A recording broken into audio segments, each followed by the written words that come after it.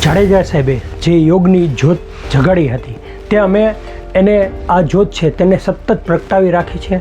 એ પછી અમદાવાદ હોય કે ગુજરાતનું કોઈ પણ શહેર હોય, ભારતનું શહેર હોય, અલગ અલગ જગ્યાએ યોગ શિબિરો લીધી છે.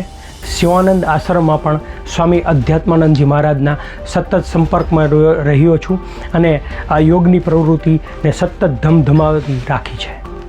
શાળા કોલેજોમાં દરેક જગ્યાએ યોગની પ્રવૃત્તિ શરૂ રાખી છે અને પ્રચાર પ્રસારનું કામ શરૂ રાખ્યું છે અને યોગનું પ્રદર્શન એક્ઝિબિશન પણ કર્યું છે.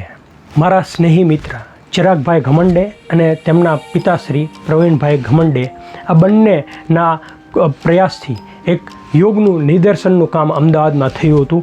આ જે નિદર્શને ખૂબ સફળતા મળી હતી, ખૂબ પ્રચાર પ્રસારનું કામ કર્યું હતું. આ સમયે જો જુઓ તો જાડેજા સાહેબ પણ હાજર રહ્યા હતા અને ખૂબ મોટું સમૂહ પ્રદર્શનનું આયોજન કર્યું હતું. તેનું ન્યૂઝપેપરમાં મીડિયામાં નોંધ લેવાઈ હતી.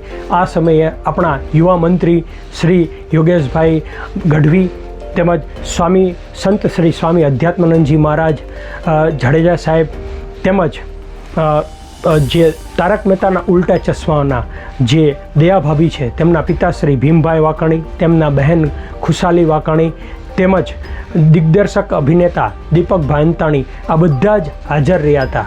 અને આ સમયની એક સારી ક્ષણ એ હતી કે સૌને એમ કે જિજ્ઞેશભાઈ મીડિયાના માણસ છે એટલે આ પ્રદર્શન આયોજન કર્યું હતું, પરંતુ તેમને ખબર પડી કે આ જે ફોટોગ્રાફ છે એ ખુદ જિજ્ઞેશભાઈ હિરાણીના છે.